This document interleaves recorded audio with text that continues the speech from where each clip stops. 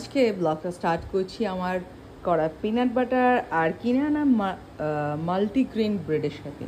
তো এটা দেখে মনে হচ্ছে চকলেট স্প্রেড দিয়েছি, but no, it's completely natural peanut butter, যেটা আমি বাড়িতে বানিয়েছি। গতদিনের ব্লগে হয়তো তোমরা দেখে থাকতে পারো।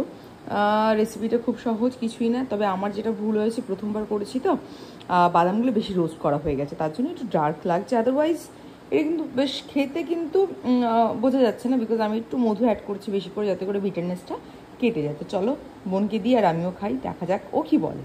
গাইস, সারাদিনের পরে এখন হয়েছে বিকেল, আমি আর বোন একটু বেরোচ্ছি, কারণ ঘরের মধ্যে বসে বসে সত্যি ভালো লাগছে না। ও বললো চল তোকে একটু ঘুরতে নিয়ে যাচ্ছি আশপাশ থেকে। জানি না ঘুরতে নিয়ে যাচ্ছে কোথায় যাচ্ছে, দেখা যাক। আশেপাশে যাব। যে ছবি তুলতে ব্যস্ত ম্যাডাম, খুবই সুন্দর লাগছে দেখতে, আমাকেও আশা করছি সুন্দরই লাগছে দেখতে। ঠিক আছে চল যাওয়া যাক, চল চল চল। আর দেরি করে লাভ নেই, স্কুটি বের করতে হবে এখনো। তুই বের করবি না আমি বের করবো? তোর দ্বারা বেরোনো হবে না, বুঝেছি। ফালতু কথা বলবি না, চল।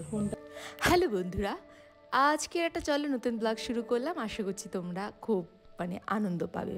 তো যারা নতুন বন্ধু আছো সাবস্ক্রাইব করে নিও, পুরনো বন্ধুদের বলছি আর নতুন বন্ধুদেরও বলছি ভিডিওটা দেখতে থাকো, আশা করি তোমাদের ভালো লাগবে।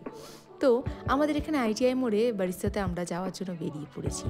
যাওয়ার পথে গাড়িতে একটু হাওয়া দিয়ে আমরা পৌঁছে গেলাম। আর সবথেকে মজার বিষয় এই পড়ন্ত বিকেলে যে একটা অদ্ভুত মায়াবী একটা আকাশের যে পরিস্থিতি হয়ে থাকে, সেটা দেখে যেন প্রাণটা আর মনটা দুটোই যেন মনে হয় যে আমি একটা কোনো গল্পের মধ্যে পৌঁছে গেছি, যেই গল্পের পৃষ্ঠা উল্টালে খালি সুন্দর সুন্দর কিছু গল্প পড়তে পারবো বা জানতে পারবো। যাই হোক, তারপরে আমরা এসে পৌঁছে গেলাম। তারপর অর্ডার করা হলো একটা আমেরিকানো, আইস আমেরিকানো, যেটা আমি খেয়েছি, আর বোন খেয়েছি কোল্ড কফি, আর হচ্ছে একটা পনির স্যান্ডউইচ। যদিও স্যান্ডউইচটা নেওয়ার সময় মনে ছিল না যে আমার দাঁতে তো প্রবল যন্ত্রণা, আমি তো এক কামড় দেবো আর দুটো মনে হবে দাঁতগুলো খুলে হাতে চলে আসবে। তো যাই হোক, এই করতে করতে যখন নিয়েই ফেলেছি, অগত্যা কিছু করার নেই, খেতে তো হবেই। তা আমি ছোট করে 2-1 বাইট নিয়ে বোনকে বললাম তুই এটাকে দয়া করে খেয়ে নে, কারণ আমার পক্ষে তো ইচ্ছে থাকলেও উপায় নেই, দাঁতের যা অবস্থা। তো অনেক দিন পর একটু সুযোগ হলো দুজনে বেশ জমিয়ে গল্প করার। অনেক দিন হয়ে গেল বেশ জমিয়ে বসে গল্পটা আর হয়ে ওঠে না আগের মতন। আগে তো আমরা প্রায় রাত জেগে জেগে গল্প করতাম, এটা ওটা সেটা, কোনো কাজের কথা নেই, কিন্তু গল্পই হচ্ছে, PNPC হচ্ছে, এদিককার সেদিককার কথা হয়ে যাচ্ছে। যাই হোক, আজকে যখন সময় পেয়েছি সেই পুরনো স্মৃতিগুলো চোখের সামনে ভেসে উঠছে। আর তারপরে তো শুধু বোন আর আমি নই, ভাই বোন আরও সবাই মিলে যখন গল্প করতাম, সেই দিনগুলো মনে করছিলাম যে কত সুন্দর ছিল। যাই হোক, সময়ের সাথে সাথে সকলেরই জীবনের পরিবর্তন এসছে, আমার এবং আমাদের ভাই বোন সকলেরই।